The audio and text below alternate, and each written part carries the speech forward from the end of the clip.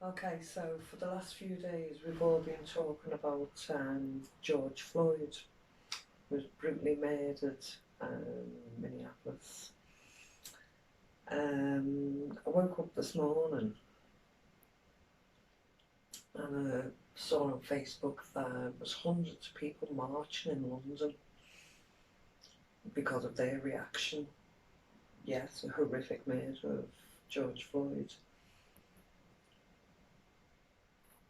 My feelings on the subject are yes, racism is horrific. Hating someone, being mean to someone, murdering someone because of the colour of the skin is absolutely diabolical. Disgusting. A human to a human, just for differences. It's disgusting. But my thoughts go a little bit deeper than that today. And I'm thinking, well, okay, who arranged the march in London?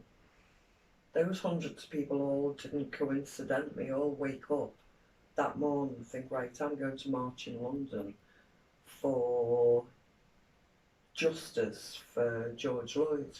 No, they didn't. Somebody organised that event. Who organised it? How did they organise it? I didn't see anything on Facebook, wherever. Not that I'd be in any loops or anything, but who arranged it to get masses there? The reason I do question it and how they managed to get masses of people there is I was an anti-fracking protester. I still am. It's just that I'm not actually at site at the moment because there is no fracking at the moment. But we were in Preston New Road in Blackpool, fracking site there by a company called Quadrilla. We protested for 3 years.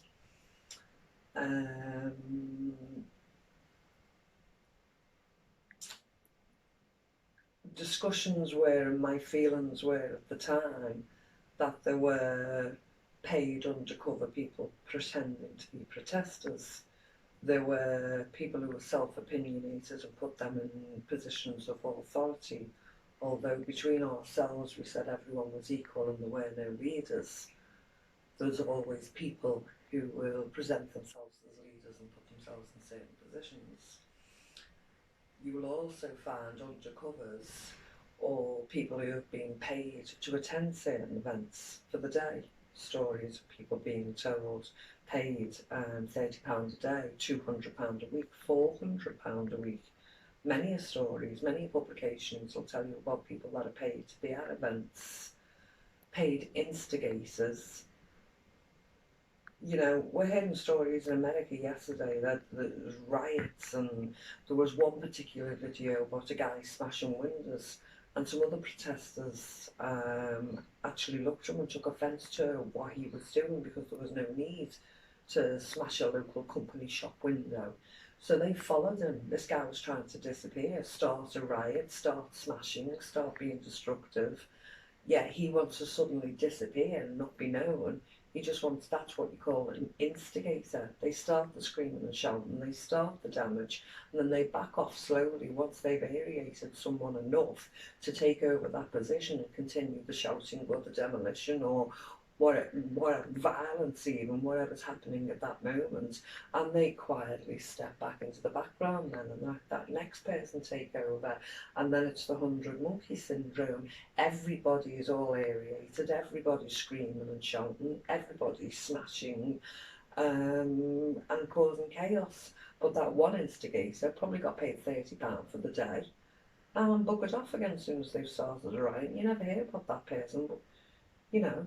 And this guy that they're showing on the video who instigated that smashing of the windows property that they followed to a car park, it was a white person, and they were saying to that person, you were an undercover police, which more than likely they probably were, or they were just a paid instigator. Either way, you have to question, as I say, racism is diabolical. We've all known, well, people that I know, people that I trust, people that I communicate generally with, know that racism is disgusting. we've all known that for a long time, and how we deal with it has been educating our children, educating each other, correcting people in our company that use language or actions that we think are not applicable, that are disgusting, and we point it out where we come across it. When it's law enforcement, then you have to deal with that differently. By smashing properties, shop windows, companies, people like me and you who've put everything that we have, money wise, sweat wise, energy wise, into building a business, and then people coming and smashing that just to prove a point, or political diversion, or whatever it may be at the time. Yes, someone has died, we appreciate someone has died. We have lost a lot of people over the years. A lot of black people have been abused, a lot of black people have been murdered. Why are people now having a march in London and doing different things? Why hasn't the anger bubbled up before? Why are people suddenly saying today, that's the last straw, I've had enough? Why haven't they been angry before? Why aren't, yes, I'm angry about